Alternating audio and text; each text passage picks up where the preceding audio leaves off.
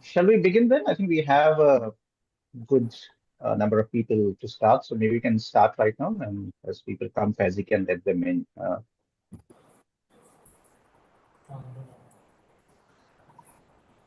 Good afternoon, everybody. Welcome to the first of the India Forum's webinars. This is a new initiative that we've taken to bring together scholars to discuss issues of contemporary importance. In this case, we have Professor Ganesh Devi and Professor Apoorvanand to speak on languages in India.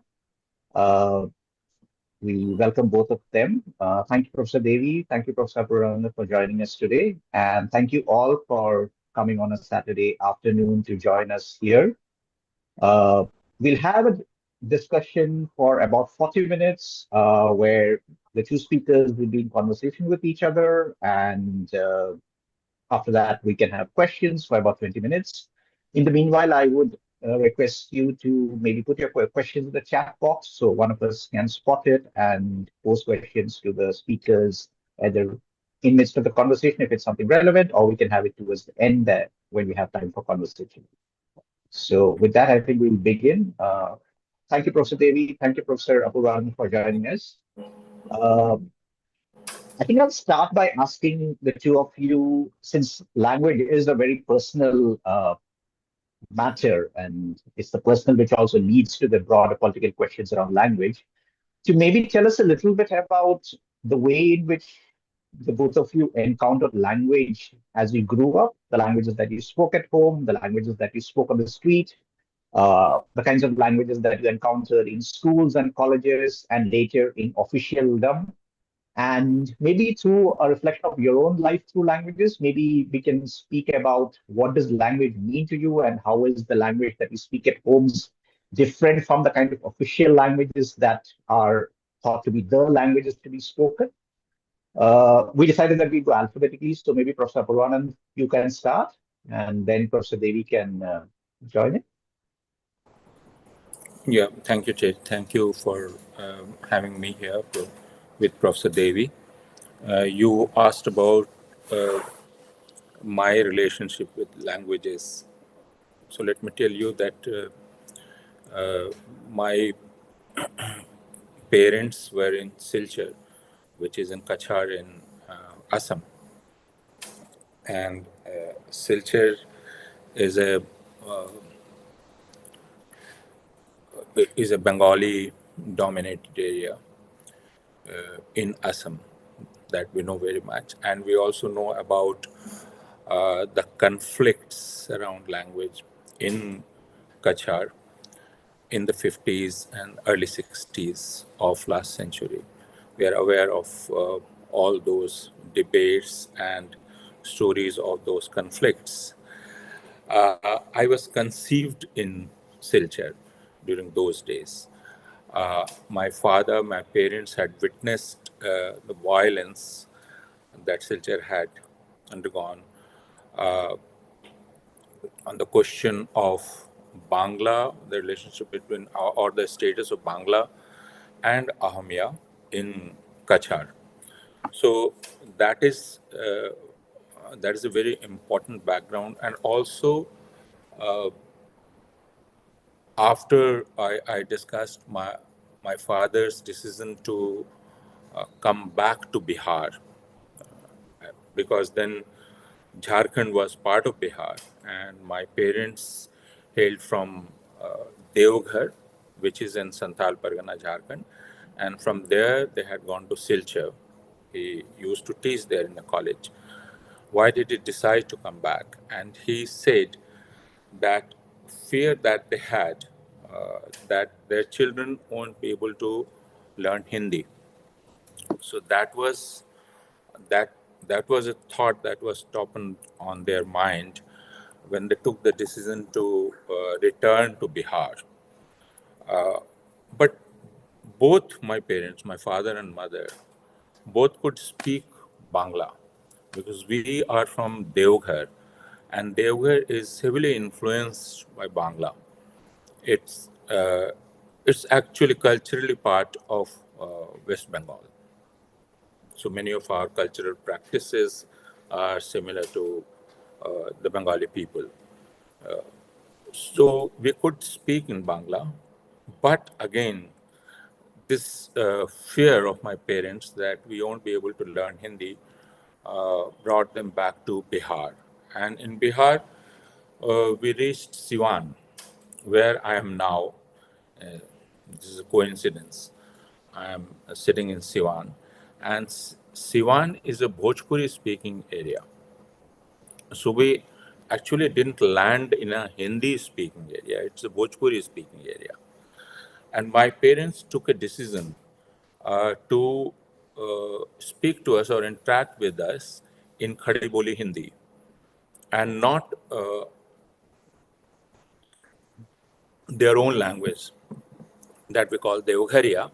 It is not Maithili, it's not Angika, it's also not Bengali. It's a very mix of all these languages. Very, very localized language you don't find anywhere else.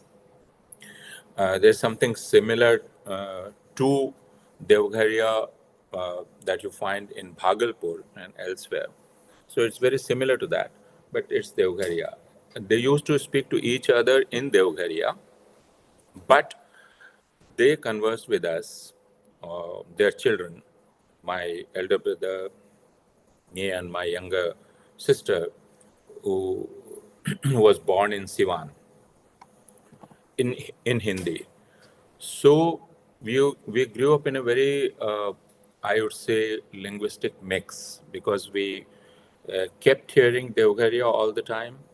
We had Bangla books because my parents loved reading Bangla, and the first readings were in Bangla because they had learned their uh, all Ram Kathas and Mahabharat in Bangla itself. Bangla, and then we had English, and then we had Bhojpuri on the street in neighborhood. So we became acquainted with these languages. It was a multilingual verse, I would say, and Maithili was very much present because in the college where my father taught, there were Maithil colleagues, and they conversed with each other in Maithili. So it was a very relaxed, multilingual universe in which we grew up. While I was in high school, I saw a small movement by the headmaster of who was the movement was led by the headmaster of the school I was in, Devi High School, Siwan, and this was a movement for Bhojpuri, for an official status for Bhojpuri. So this consciousness that Bhojpuri is also a language uh, which should be kept on equal footing with Hindi, then entered our minds that Bhojpuri is also a language, and there can be a popular agitation around it because Hindi came across as a very, very natural thing, and but this conflict when we saw in Siwan on the question of relationship between Hindi and Bhojpuri and why Bhojpuri feels neglected, and then also the question of why we should call Hindi our mother tongue because my parents don't speak to each other in Hindi. And then Bangla was placed on a higher pedestal than Hindi culturally. Again, Bangla was treated as something higher than Hindi. But Hindi was suffused with Bangla because Rabindranath Tagore, Sharachand, and other writers, they were considered part of Hindi repertoire because we had novels and other collections of stories by Sharat Chand and Rabindranath Tagore and by other Bangla writers. Shankar died recently. Shankar, I think, was as popular in Hindi as in Bangla. So was Bimal Mitra. So this neighborhood of languages is what my early memories are or experiences are in which I grew up. So this is my first response to your question of my relationship with languages and my memories of it. Professor Devi, Yeah, Professor Apoorvanand, which was the year in which the Bhojpuri movement started there? When I was in high school, this was, I think, in 1970, 73, 74, 75. Yeah. And what is the status of that movement now? Because No, see, it didn't last long. Mhm. It didn't last, and it was very weak even at that moment. There were demands, there were processions, but it didn't last long. I see. But my situation was not very different. It was more or less like yours, only the location was different. I mean, you were in Bihar and Bengal, and I was in Maharashtra, in Pune district, in a small village. I was born, and the first memory I have, memory of language I have, maybe when I was a year and a half or 2 years old. What a little I remember, broken pieces of memory. They are inscribed in Gujarati because my parents spoke Gujarati at home. And it wasn't the Gujarati of Gujarat, it was Gujarati of a family that have migrated out of Gujarat nearly 200 years ago. So it was a different variety of Gujarati. But that's what they the private conversations inside the house were in Gujarati. But the world outside the home, outside my home, was populated with Marathi.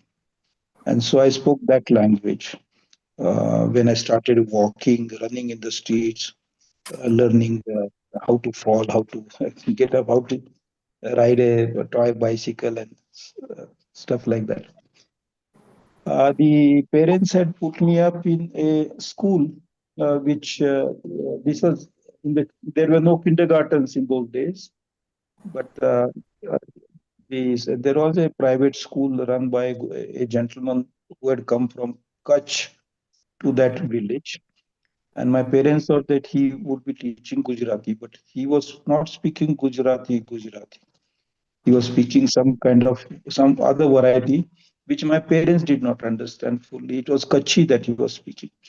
So after a couple of weeks, I was withdrawn drawn from the school, and then I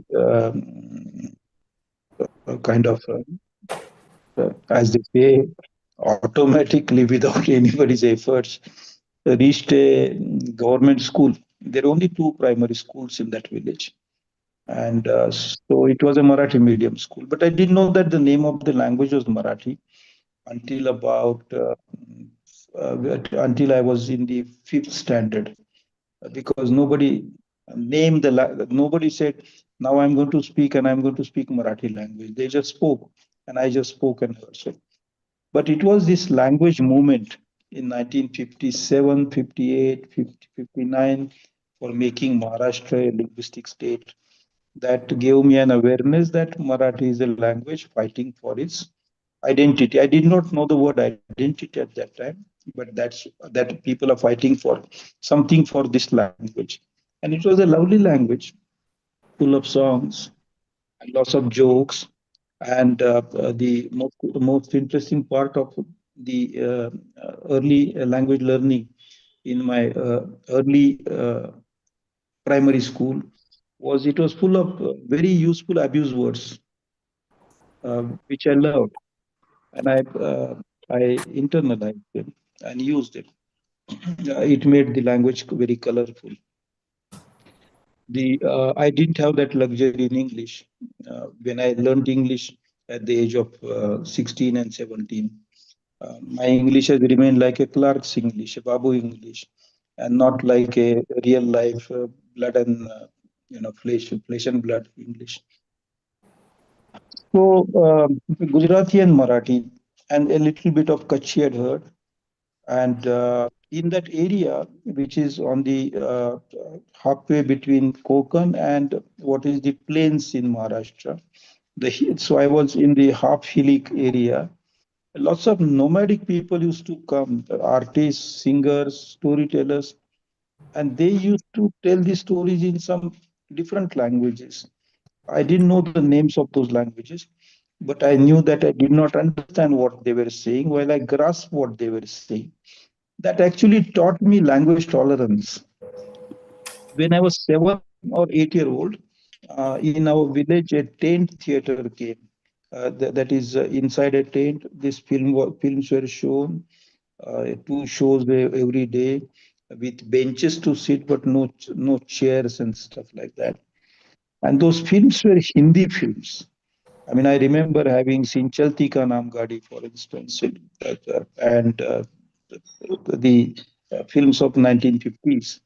I saw them, and the best part of the films that I liked at that time, apart from fights, I liked songs. So Hindi comes to me through his music. I did not read a Hindi book as books are read till about I was 15-year old. And that's when I started reading Hindi books, serious Hindi books. But I had not seen, apart from the textbook, and I did not read any textbook seriously. I was not a good student. I was not a serious student. I just managed to go through schools. So this is many languages come, but different languages bring in different attractions. Marathi for its robustness, Hindi for its music, lyricality, Gujarati for its intimacy, and the nomadic languages for a mesmerizing but ambiguous attraction for the other languages. This is how I passed my primary school and much of the secondary school. But halfway through my secondary school, I migrated to another district in Maharashtra, which was close to the border of what used to be Andhra Pradesh, what used to be Karnataka in those days. And in that place, I did not enter a Marathi medium school. I entered I entered a Marathi medium school, but the school was run by a community called Vadar or Odra. These are stone crushers. So this school was created for children of that community, and I ended up going there for a variety of material reasons. And I heard their language, and it was extremely colorful language. It was gusty. It had sinews. It had a great emotive energy, and so I felt very attracted to the Vadar language, and I picked up a few. The medium of school was Marathi.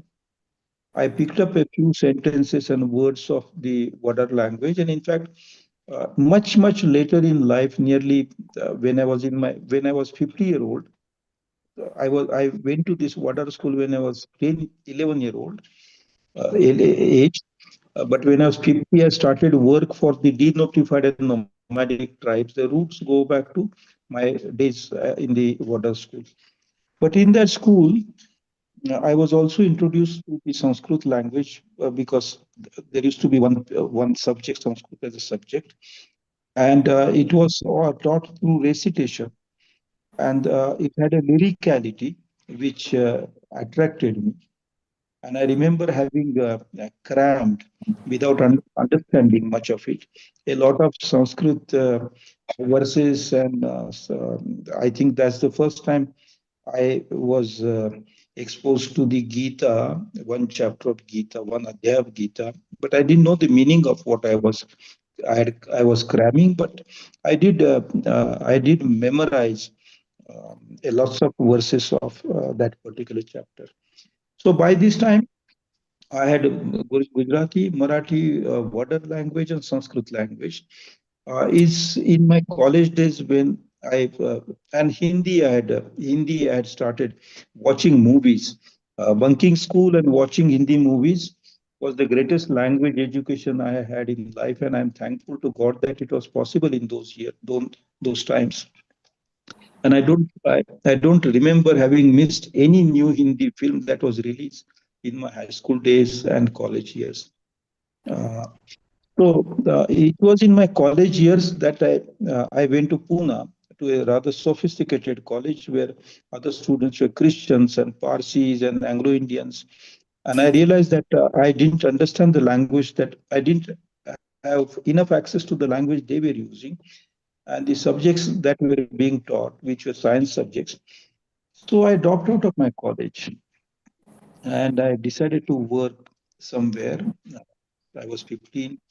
I went to Goa and I worked there. That's another story. But there, for the first time, I got exposed to Konkani language, and I loved the language. It had an intonation which would immediately make you friendly. There was no exclusion in the Konkani language. There was only "Khai was Pacha," I mean, where are you, so, etc. Very attractive. So I also started speaking Konkani for a while because I was there for close to a year.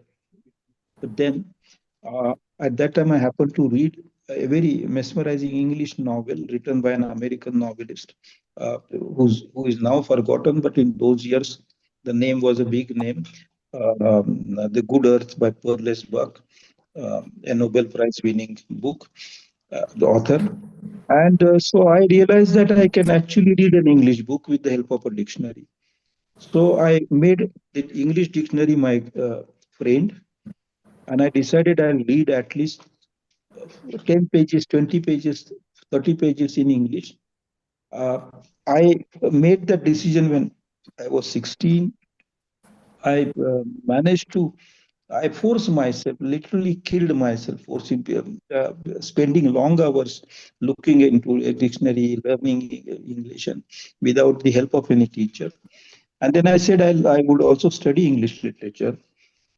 So by the time I was 17 or 18, I had moved to reading about 200 to 300 pages a day in English. And I said to myself that if I to understand that language properly, I must continue that practice. I continued it to the age of 42. That's when Orion Blackstone published one of my English books. My first English book. It got an award for an English book, which was a shock to me, shock to the publisher as well. Uh, then I stopped reading English books just for the sake of training myself. I read after that age. I read English books only if they were sufficiently philosophical, sufficiently they had enough gravity. But I continued reading Hindi quite a lot because Hindi brought to me not just music. The Hindi cinema brought to me music, but Hindi books brought to me a new land. I mean, when I read Rag Darbali, I could see a landscape. When I read Renu, for instance, I could see a different landscape. Nirmal Verma took me to yet another landscape. So Hindi strikes to me as a language geography. I mean, these are my personal associations. These are not scientific descriptions of those languages. Later, much later, I went to Gujarat and then started writing in Gujarati, reading Gujarati. I learned Gujarati reading through newspapers only and not through books. And through conversations with Gujarati writers like Suresh Joshi, Uma Shankar Joshi, and others. Uh, a few years later, I had left my job. I used to teach at a university. I left my job and went to Adivasi area in Gujarat, border of Madhya Pradesh and Gujarat, and picked up some tribal languages to the extent of functional competence for managing my work. So this is my exposure to languages. There was none of this happened according to the theories of second language learning and third language learning. Nothing of the kind. Early in my academic career, I had set up a magazine called Setu, and that was a magazine for translation. And we were translating fiction from many languages like Assamia, Bangla, Kannada, Telugu, Tamil, and in that process, I developed emotional intimacy with those languages. My work with Adivasis opened up a new world, and I realized that there are many languages of the Adivasis. And my work with nomadic communities opened up yet another compartment, linguistic compartment in my brain, and realized that there are many languages of nomadic people. So, in short, accidentally I began with one language at home. Accidentally I got into another language. Yet accidentally I got into language like Hindi and Sanskrit. Both of these are not studied in a systematic way. I made consciously a decision to study English. And once I realized that I had done enough just for myself, I decided to retire from the department, the learning English or studying English. For some decades now, I've been using poor English or bad English or faulty English, and I don't feel ashamed of it because I realize that language, any language, is as good as any other language if you can communicate through whichever language the function of language is performed. And I also realize another thing: there are other languages. There's language of nature and language of, and this I'm not saying this poetically. I mean it materially, really. And there are so many languages which I still have to decipher and understand. In our context, archaeologists go back to ancient languages to decode these scripts. I tend to think that in our own contemporary times, there are many other languages other than human languages, which one can decode and derive satisfaction out of that exercise. So this is my little story of language learning. I never felt in need, compulsion, or attraction for hating any language. When people hate some one language against another language, or when people say "Meri bhasha ke liye," I mean for my language, I will give life.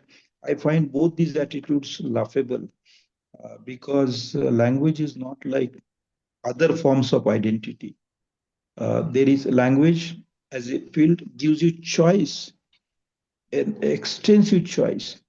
And the more you choose, the more you use, you become richer in your consciousness.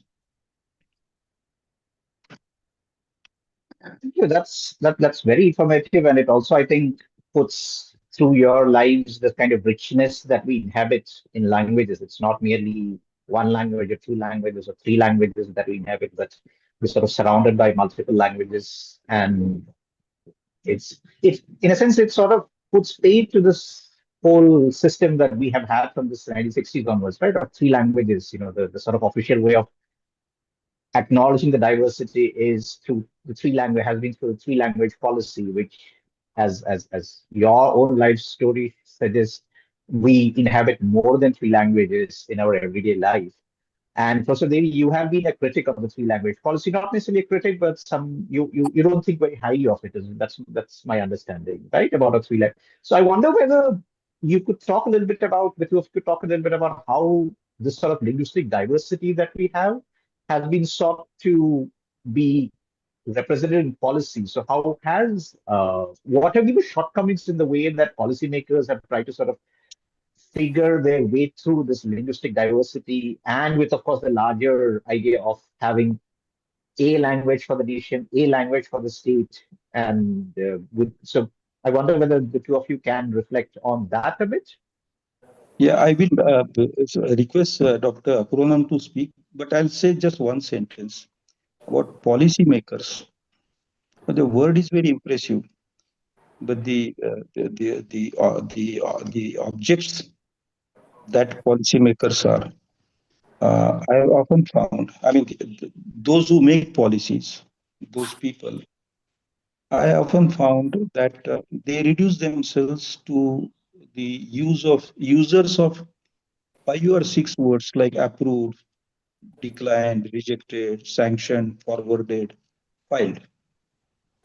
In the process, they often forget that languages are rich and they can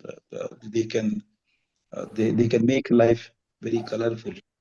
But I'll request Professor Apoorvanand to speak on this, and then I will come in. Yeah, Correct. So you spoke about three-language formula, and the three-language formula is actually a formula. It's not a policy. It's not language policy. We must remember that. It, people often get confused and treat three-language formula as a language policy. It's not language policy. Second, it's not. We must also remember that there is no pedagogical principle which tells you that you need to have a three-language formula for for a, as a sound pedagogical principle for language teaching in schools. So it's also not a pedagogical policy. It was a formula, and a formula developed in a context, and the background uh, was the violence of 1947-48, and the quest for integrating very different, diverse kinds of people into a nation. So it was, in a way, a response to the desire for building a nation. Number one. Number two, the background was also the resentment of the southern states to the in what they thought expansionism of Hindi, which was a real threat. That Hindi wala started presenting Hindi as the only national language of India. And there was a reaction to that in the southern states, and it was a very violent reaction. Then we must also remember the violence that I talked about in the regions of Kachar. So language was turning out to be a very, very emotive issue. And later, Professor Ganesh Devi and others worked on it. But then the issue of Adivasi languages was not on the horizon. Nobody thought about that. It was an era of quote unquote quarrel Scheduled or languages. battle between royal languages and the new queen, uh, uh, which was emerging on the stage and trying to sit on the throne of India, that was Hindi. And we must also remember, and later when I read the great poet Nagarjun, who was a Maithili poet, and he got his Sahitya Academy Award for his Maithili, collection of Maithili poems, Maithili poetry. And he as a Maithil, he said that we had opened door for Hindi, but now Hindi is kicking us out. And Hindi, this new language, this upstart, that is what he says, that this upstart is kicking Maithili, which is such an old and elegant language.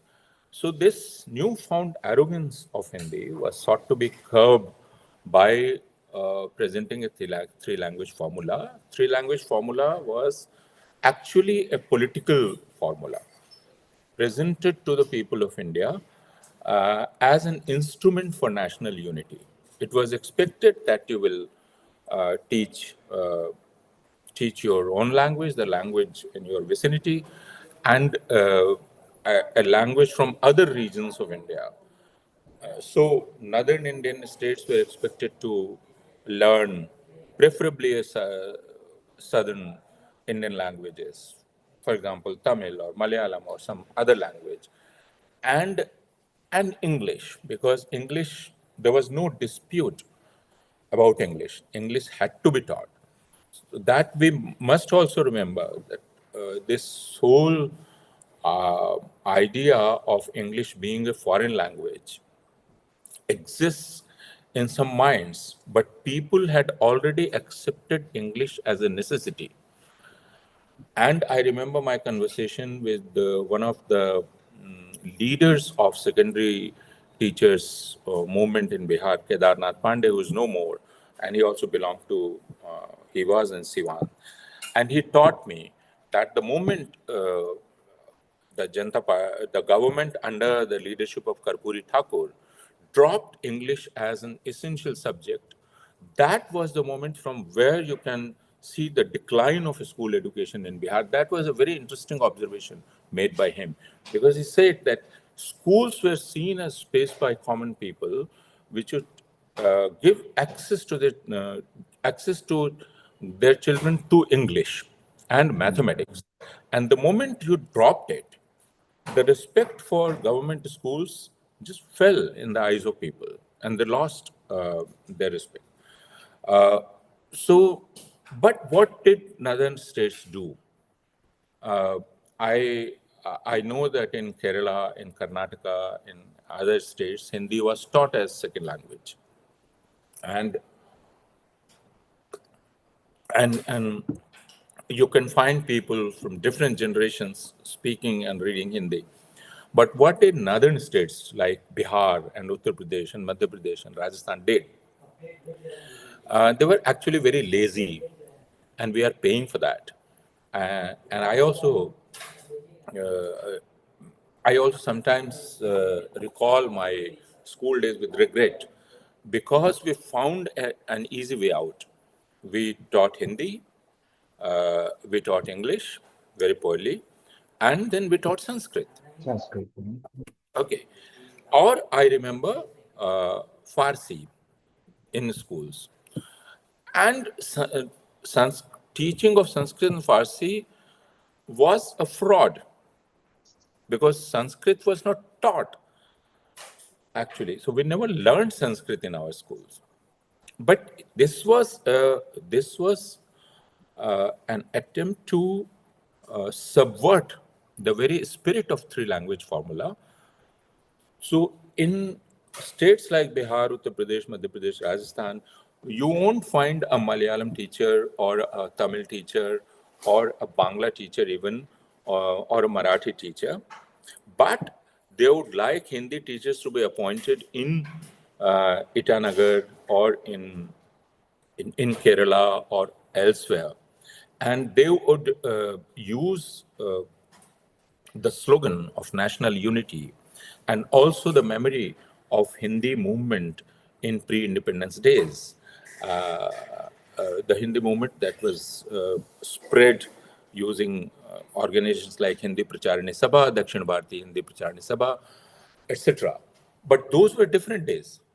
They must also remember that C. Rajgopalachari, who was a proponent of Hindi, later became an opponent of Hindi, simply because Hindi started entertaining this hegemonic thought that Hindi would be the national language, the only language of India. And in the process, what Hindi did, or Hindiwalas did, they also marginalized languages like Maithili, which were very rich languages, which had very rich literature.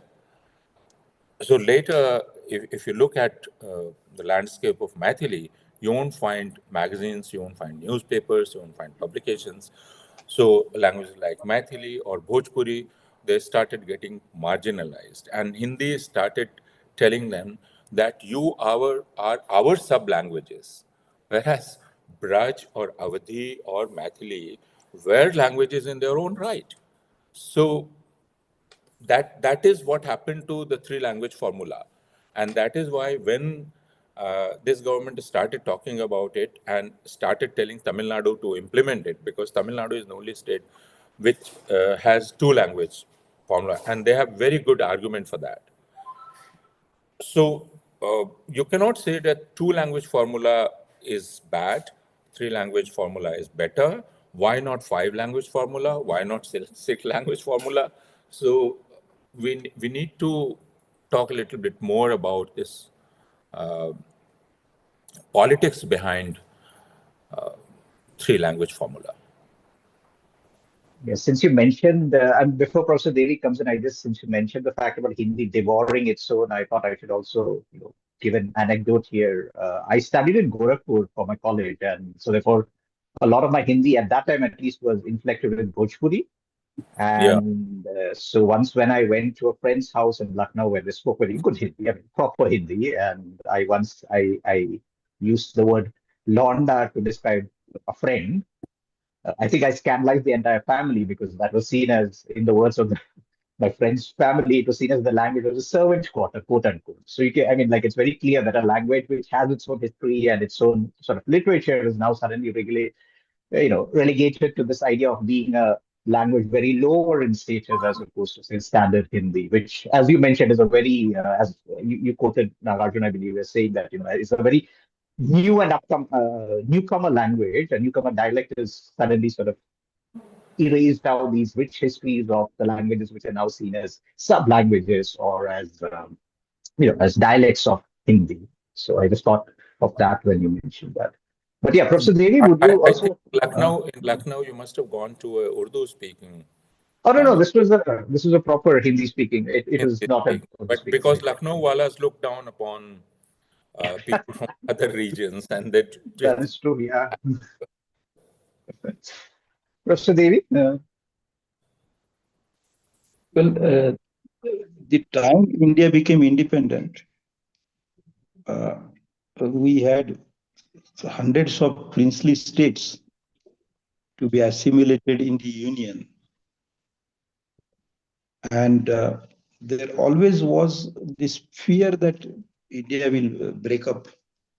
Then began the language movements, state. So we made linguistic states. And surely people in Delhi, I mean, any government, Jawaharlal Nehru's government or subsequent governments, surely had a fear in their mind that if languages press too much for autonomy, the federation might become more fragile, and this nation, the idea of nation, might receive dents. So there has always been a talk of if there could be a national language, one language. And fortunately, our ancestors have been wise, and nobody's ever accepted the idea of having a single language as a national language, like in Germany or Italy, in Italy of the 19th century. In any case, both those nations, which came up as linguistic nations during the 19th century, ended up in the middle of the 20th century as fascist nations. So that's a very risky path. And fortunately, India has not taken that. As far as, and this is a formula normally promoted, it's a normative formula. Like there is a formula in theosophy that we should all speak truth, but we don't. And God does not punish us for not speaking. We all know that. But the normative, so it is a kind of a sentiment that we should have three languages, three being one for the world, that's English international language, another like Hindi, or a larger language, I mean a large language as a national or or an interstate language, and the third is for the state. But none of these three will do full justice to the linguistic being of any single Indian, except for those who have a very limited cultural space for themselves. I mean, in a state, if you impose, let's say, Telugu on the entire Telangana, or Marathi on the entire Maharashtra, or Hindi for entire MP or UP or Bihar, it will be injustice to dozens of other languages in that state. So it is unfair. If you impose Hindi on the entire nation, is injustice to nearly 20 out of 30 states. If you impose English onto everybody, it is injustice to a fairly large section of the Indian population. So three language formula is a normative formula, which is never to be imposed, but to be used off and on for attaining certain political objectives. Just as we use the name of God or truth or any the normative value for deciding the others are wrong, but I'm right. I think it has always been at that level. No policy maker has ever imposed it. But some policymakers think that it can be imposed because they have a political idea of Hindustan, which they think can materialize. But it is almost unlikely that particular combine will ever succeed as a single compact as a compact, because I noticed that a lot of those who are promoting Hindutva politics send their children to study even outside India, and in India in English medium schools.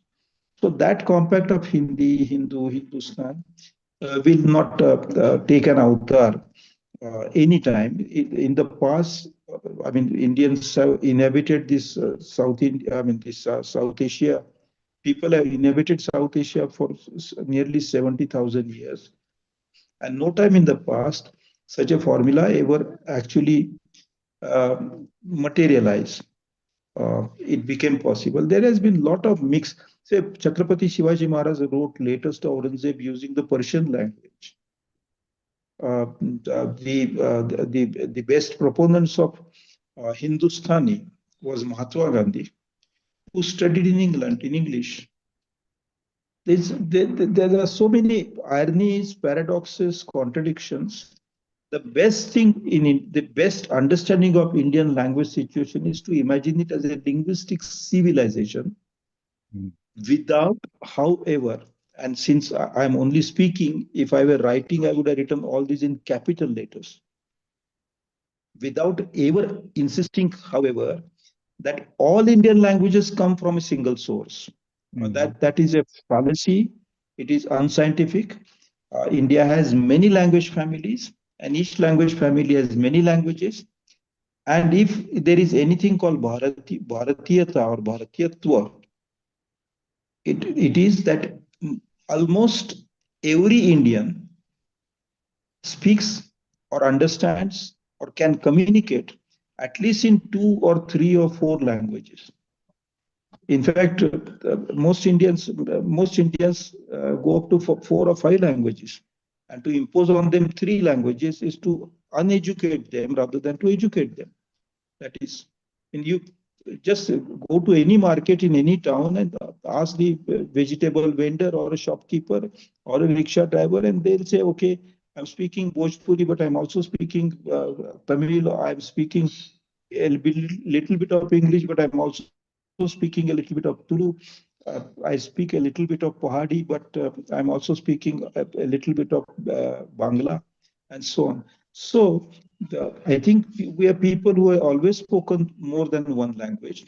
In fact, the idea that a person has a language, just as the idea that a person has two arms, 2 legs, is normal. But a person has a language, a single language, is historically and sociologically a false idea.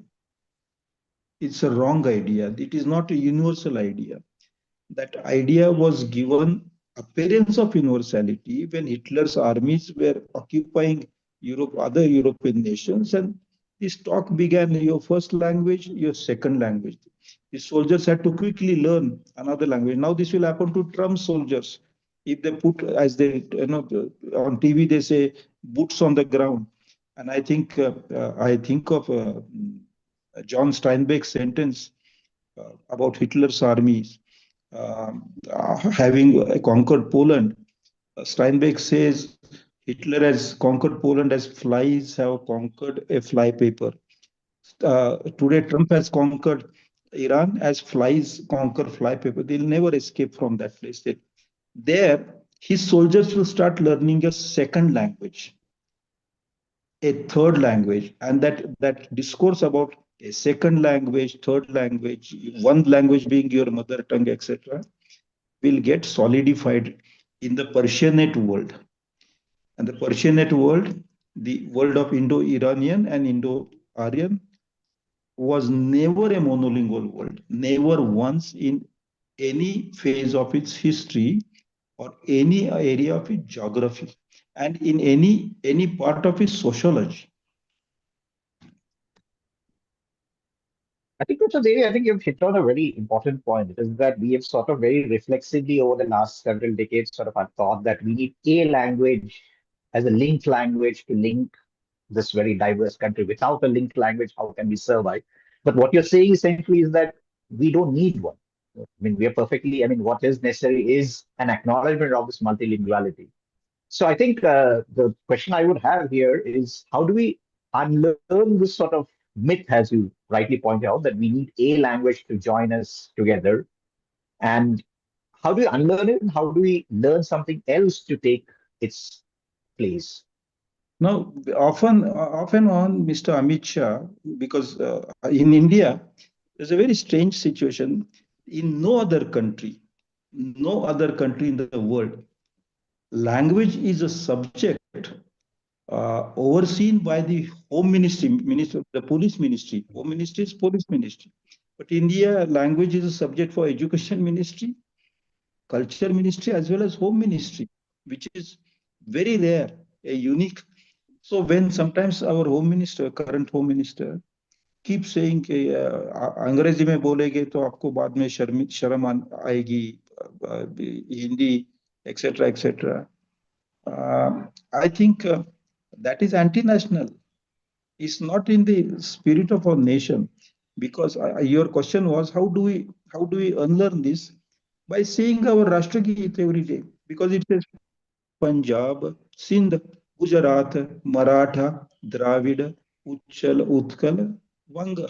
The names of many languages. What makes India India is many languages. Actually, India has no other functioning definition. In whichever way you describe India, the contrary is true, except in one case, and that is in the case of language. You can describe India in the case of language only as a plurilingual, multilingual, linguistically diversified India. You cannot describe India in any other terms. There is not a single square inch of India where you can say, at this place, India is monolingual. There isn't. I mean, even a Kipling in India will speak Bhojpuri, Maithili, as well as English. So I think to be Indian is to be multilingual. To try and impose any language, like I mean, the present government is not the first. In 1830s, the East India Company tried to remove. They made Persian an illegal language suddenly. Actually, देखिए, just 30 years before that, in 1803 or 4, and Dr. Apoorvanand will correct me, Raja Ram Mohan Rai written his first book that was written in the Persian language. 30 years later, the East India Company was saying, don't use Persian. It is banned from education, banned from use, and therefore move to English or to regional language. These were two options given. Now, some moved to Sanskrit also. That was later in the Constituent Assembly. Shama Prasad Mukherjee's protege advocated for Sanskrit being made the national language. Fortunately, somebody in the Constituent Assembly, this is debate on 23rd September 1949. That is just before 2 months before November, 2 months before the Constitution became the draft Constitution. This gentleman was saying, make Sanskrit our mother tongue. One in the Constituent Assembly, one person said, please say all of this in Sanskrit. And he could not. Therefore, the claim was dropped. I think to anybody insisting on 3-language formula or anybody insisting on having 1 language for India, do not understand what India is. India is essentially multilingualism. It is our linguistic chaos is the bond of unity that keeps us together. The moment we try to reduce that chaos, I will not even say diversity, chaos. The code switching, for instance, we do, Very few other countries do that kind of course. Hindi में बोलते समय अचानक अंग्रेजी, तेलुगु, तमिल कुछ भी बोल देते. I think that is what makes us Indians. Since you mentioned the This needs Constituent Assembly, further study. Further study. I was saying that since you mentioned the Constituent Assembly debates, my favorite from that debate is somebody who advocated for Bangla as the national language, and his logic was that the only Indian language which is a typewriter is Bangla, so therefore that should be made the national language of India. So I mean, there are multiple ways in which one can make a claim for a national language, including technology, I suppose. But Bangla Dr. has Purwan, a distinction, a great distinction. It is the only language, Indian language, which got the Nobel for translation into English. yeah. Thank you.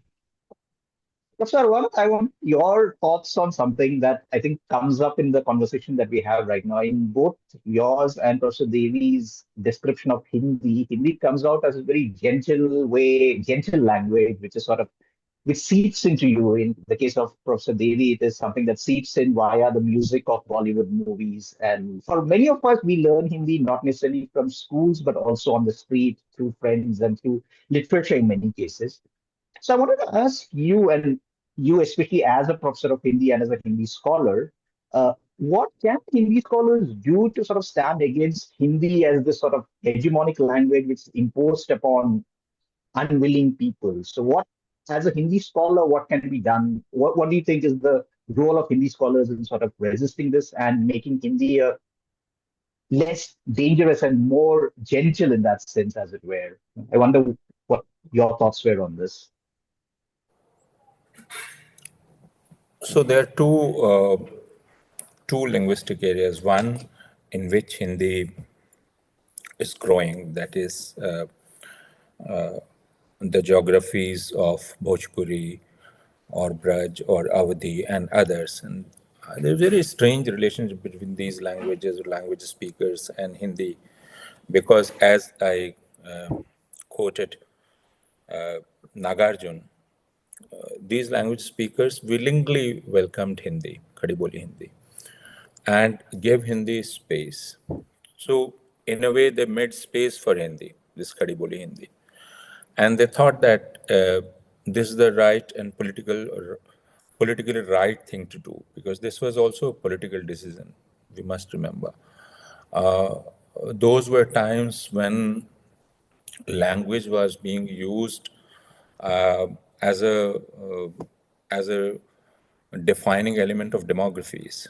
So it was very important that the number of Hindi speakers keeps increasing, and therefore all the Bhojpuri speakers or Maithili speakers and others enrolled themselves as speakers of Hindi or Hindi as their mother tongue. So this Hindi demography became very large. And there was also a battle between Hindi and Urdu. We shouldn't forget that. And that's also a very long story, and it will require a different discussion. So we won't go into that. But very strangely, Hindi remained a language of, I would say it remained a transactional language. So we were in Hindi departments, but we accepted the fact that English would remain the language of knowledge, social sciences, and sciences. Okay, so Hindi accepted the status of being a language of, I would say, and this is again simplification, but emotions and sentiments, and the whole area of reason was given to English, and that was again a voluntary arrangement. This was not an imposition.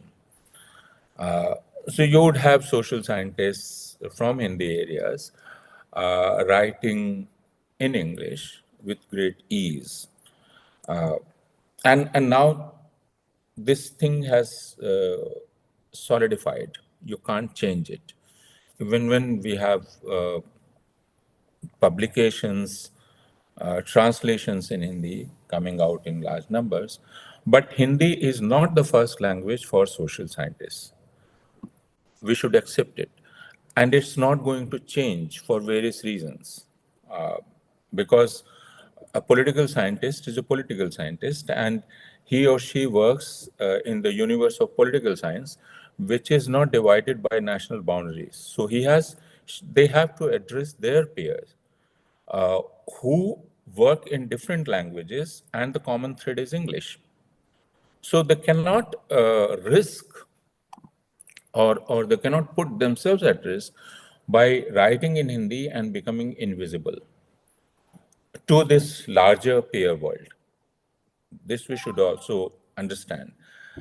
But then again, Hindi as a language of the nation is being imposed by this government because 2 years back, the Home Minister went to Assam and Manipur, and he said that Hindi is the only link. Hindi can be the link language of all northeastern states. Now, imagine, see the audacity of the Home Minister going to an area which has, I would say, the richest or diversity, linguistic diversity in India.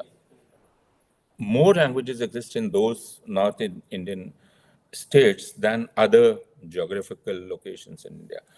But here is the Home Minister who goes to Assam and Arunachal Pradesh and says that 22,000 Hindi teachers would be appointed here. So, if a Tamil speaker, or if an Ahomia speaker, or if a Bangla speaker looks at Hindi as a threat, why do we find it very surprising? It's not only a question of emotions, it's also an economic question, because you are creating opportunities for those who are Hindi speaking and not for those who are Tamil speaking or others, because you'd never talk about creating teaching posts for Tamil teachers in Uttar Pradesh or in Bihar. But Tamil Nadu must have Hindi teachers, or Arunachal Pradesh must have Hindi teachers. So this is a very strange situation Hindi is facing. Imposition. The imposition. As Tamil Nadu leaders said that we have not disallowed learning of Hindi in Tamil Nadu. It's only that we are not going to make Hindi part of three-language formula, or we are not going to implement three-language formula. But you are free to teach Hindi, you are free to learn Hindi. In Tamil Nadu, it's not prohibited. There is no prohibition on learning of Hindi. But the idea of imposing Hindi, or by giving grants to Hindi, and Hindi wallahs never think about it, that Hindi is the only language which enjoys state patronage unlike any other language in India. Why should it be so? Why should Hindi demand that it should be a language of the United Nations? What is so special about Hindi? Is it only the demography? Can I respond? Yes, please, sir. Without an iota of doubt, I can say that in the idea of nation, nationality or nationalism, in the minds of any and every Indian, is a non-linguistic idea. And my examples to corroborate this is, we have thousands, tens of thousands of nursery rhymes and children's songs and lullabies. When we celebrate children's birthdays, we use "Happy Birthday to You," which doesn't belong to any Indian. When Indians are in a protest, in the protest mode, hitting streets, we are very happy using a protest song written outside India. Dekhenge, hum dekhenge. And we like it. We accept it is ours. For a lot of intellectual activity, we're using English without ever becoming aware, self-conscious that it is a language of some other people. We have never thought of any language having nationality as such. And we do not think of our nationality in terms of language. We can now take a few questions from the audience, and I think there are a couple of questions which I think link up to what we have just been speaking about Hindi and Hindi position and the gobbling up of other languages. So I think both Preeti David and Ram have a question about Hindustani, about the loss of Hindustani, and how is it that in just about 2 or 3 generations, Hindustani has almost disappeared from the public sphere. And so I wonder whether you'd have something to say about how Hindustani as a sort of language that borrows very freely is now Excuse used me, in sir. the good. Excuse me, sir. Sir, sorry to interrupt. After those questions, even I have a question. I'm very sorry I forgot to write in the chat box. But Sure. if I can ask Professor We'll Devy. do. Sure, if We'll I can take get that. a Yeah. chance. Thank you so much. Sure. Professor Devi, would you like to talk a little bit about Hindustani and its sort of vanishing from the public sphere? Yeah, the question should, I mean, the question is a half question. I mean, it is the vanishing of Hindustani question will be a complete question when we ask, when did it emerge as a language? And that is, of course, a very short phase. It's not just a few centuries. And this is in the formation of other similar languages. One is Dakhani. There's also Urdu is emerging. Say after Amir Khusro, if Hindustani is beginning, then many other bhashas are also beginning. So there is a competitive occupancy of cultural space by different languages. I mean, the question of Hindustani can be answered or tackled when we look at how Bangla and Odia merge or demerge, how Konkani and Marathi get separated, and because these are still evolving. There is no exact Hindustani. The Hindustani had a great life with Indian Railways from 1860s onward till about 1980s, and then the Hindustani is in decline. Hindustani had sustenance through its music, but the electronic musical dissemination has reduced the life of Hindustani in the musical sphere of music. Hindustani did not get support from print technology as much as Hindi got, which at one time was non-existent, like Dr. Apoorvanand said. There was a Braj and the Kadiboli and so on. So these technological changes also impact the life of a language. It's a very sweet language. It is, I mean, Hindustani was like a a pan in which words from many other languages got accepted. The grammar was flexible. The syntax was very flexible. It had a great adaptability, very easy to pick up. But with other technological changes, uh, some languages go down.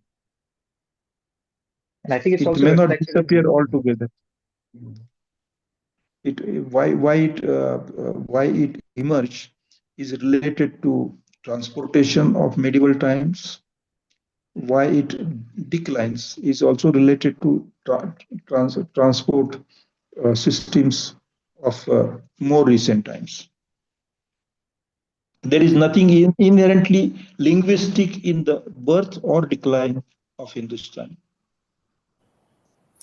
But I would like to add that Hindustani was a concept developed by Gandhi. we have many names for a language. That is Hindi, Rekhta, Hindavi, Urdu. And later, when Hindi was, in a way, Hindi became, or Hindi started getting defined by Hinduness, and Urdu started getting defined by Muslimness. That was the time when Gandhi became very anxious, and it was also a political and cultural, I would say, effort on part of Gandhi to bring Hindus and Muslims together. And we have to go back to 19th century to see the battle between Hindi and Urdu, and how the battle of script, a battle for Nagari script, primacy of Nagari script, became a battle for Hindi.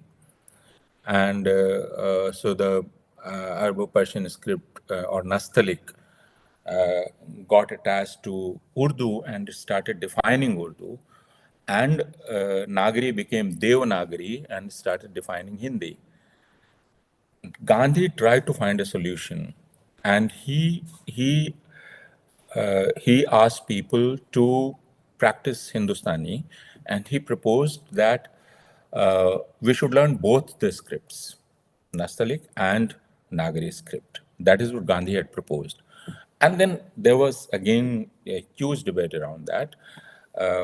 You have linguists like Suniti Kumar Chatterjee and others arguing with Gandhi, and Gandhi telling people that it's not very difficult. You can learn both the scripts.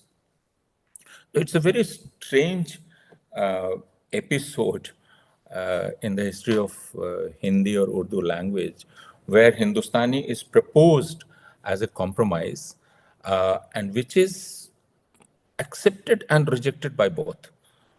Both see it as a threat to the sovereignty of their languages, to their sovereignty, that Hindi would be diluted, and then Urdu also starts feeling that it would be diluted. So that's how Hindustani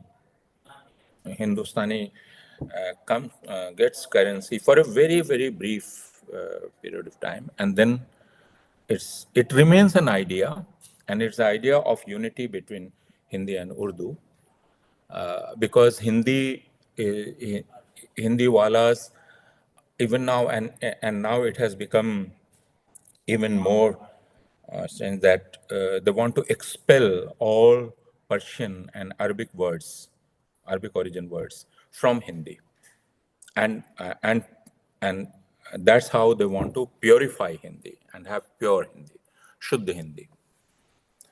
There is an associated episode, very strange in Mahatma Gandhi's life. Uh, Soon after he started speaking in favor of Hindustani, he contested the Gujarat Sahitya Parishad elections and he lost. After being described as Mahatma, he lost the Gujarat Sahitya Parishad elections because he had to pay the cost, because he was promoting a compromise formula of Hindustani. And here were Orthodox writers talking of script purity. Rishabh, you had a question, did you? Would you like to put that to the us? Yes, sir. Sure, sir. Sir, good afternoon. Good afternoon, Professor Devi. So, I am right now Yeah. studying at Bangalore in Karnataka, and there the language battle and the tensions I am seeing almost every day. Like in my university, in social spaces, directly, indirectly, I'm observing. So, one thing which I've seen is it's happening both ways. Like people in the north, I've heard, like, asked many people. They are like, I'm staying here for 20 years, 25 years. Never did I learn Kannada because it never, like, Hindi worked or English worked. And right now that people are revolting, they are like, I don't know how will I get time to learn the language. When will I have so much work? I have my professional life or I have my student life. From where will I start learning a particular language? It's so difficult. But then it's so easy to learn the slangs of the particular language. Okay, like my friends, they easily learn slangs of all the South Indian languages. but if you can like take the slangs of a particular language to learn that particular language, they're like, uh, who learns? Like it's kind of a struggle, and that arrogance can be seen, and even in like among the South Indians also, like that tension with the Hindi speakers, and like that groupism, lingual groupism also I'm seeing. They are not tolerant to speak with people of other languages. A lingual kind of state community is being made. So, like any opinion which you would like to, like that arrogance kind of thing I'm seeing people from the north. Plus, how will I describe? I'm not being able to, but I sure No, you are. no, you have described it very well.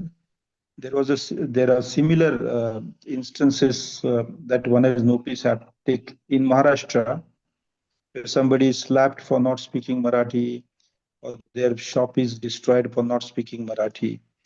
The Kannada speakers themselves uh, may not be so aggressive as far as the language is concerned. Not every Kannada speaker. Those who are exercising, who are using this violence or hatred, are not the best representatives of Kannada. That much I can say. I mean, there have been excellent writers like U.R. Anantmurthy and Girish Karnad, and they would never have tolerated this kind of arrogance, violence, and hatred. But it is true that in our country at the moment, a lot of hatred, violence, and unnecessary, unsupported arrogance we get to see in every field, and that is a very sad thing. Very sad thing. I don't think you should learn any language under compulsion. Don't learn unless your heart says learn it. Don't learn any language. But then you should have the courage to say no. I don't know. Maybe I'm. You will have to take help of police or other such authorities to protect yourself. But in your place, this is what I would have done. Said, look, uh, I respect your language, but I do not know it, and that's it. So there is not a crime not to know a language.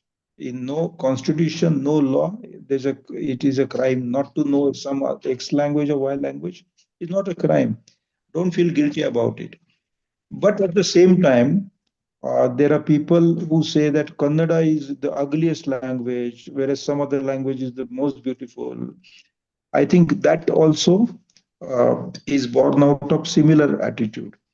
I think this experience in your life perhaps might be a beginning of you looking at other languages with slightly different attitude. Don't get angry if these people are angry with you, because anger is not the answer for anger.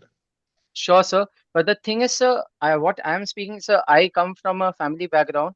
My dad is Bengali and my mom, she is from UP, a Gujarati Brahmin from Banaras, who stopped speaking Gujarati because of some personal reasons. Though Hindi and Urdu was mostly spoken with the, East UP dialect. You understand the Banarasi dialect, the East UP Yeah, dialect, and in our country now, more than 45% population is migratory. That means uh, 45%, more than 45% Indians have moved from their original place to some other place. And yes. our language policies as such, we uh, made linguistic states, but we should have actually made, we should have allowed the district education officer the authority to decide which language should be spoken in the district. Or we have not done that. It's a linguistic state is a half measure. My entire life, I fought for the recognition of all languages, not just 22 languages. There Very are true. many hundreds of other languages.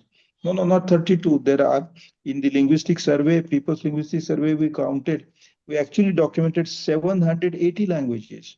The census says that there are, last census said 1,369 mother tongues. There may be even more. There are sign languages. In addition to that, there are foreign languages. Karen is being spoken, Burma's language, Myanmar's language being spoken in Andaman. No, I think it will be very good if all Indians realize that to be Bharatiya, to be Indian is to be multilingual. Absolutely true, sir. I That totally that, agree. that Rishabh, I no think no we language, no have to imposition take of other any questions. language is Uh, anti-national.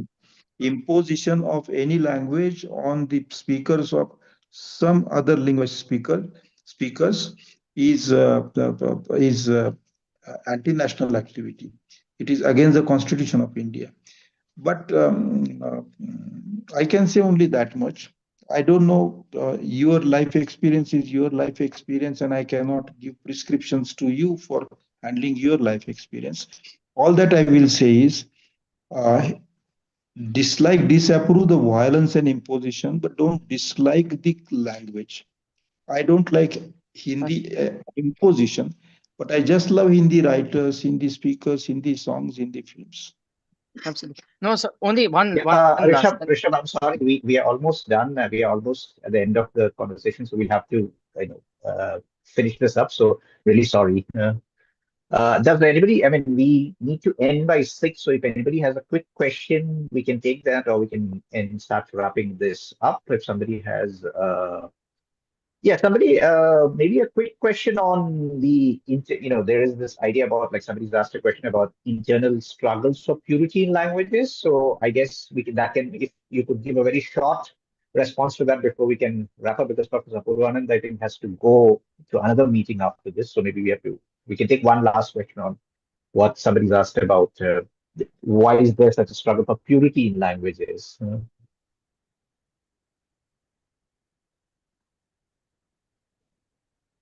Well, the most polluted Sorry. language is the richest in the world. Yeah, There's I no think it's language not. which is pure It's language. not. Sorry, Professor Manish. Go ahead. No, only one sentence I wanted to say. I said, no language is a pure language. The most polluted language is always the richest in the world. Yeah. Languages receive from many other languages. They keep mixing all the time, merging with others. Languages are not like boxes.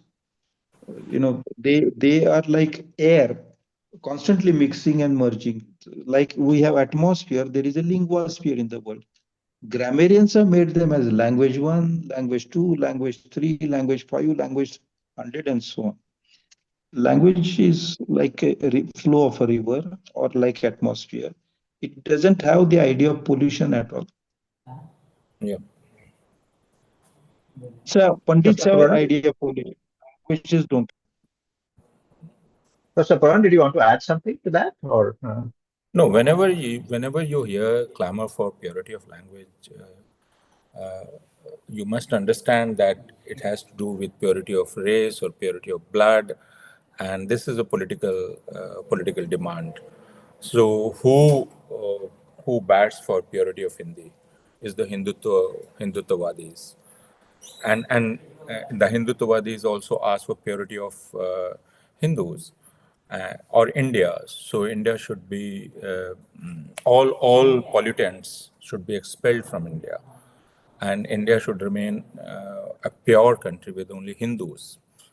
And that is the argument behind purifying a language like Hindi, or the purest language is, again, I'm simplifying, but the purest language is Sanskrit.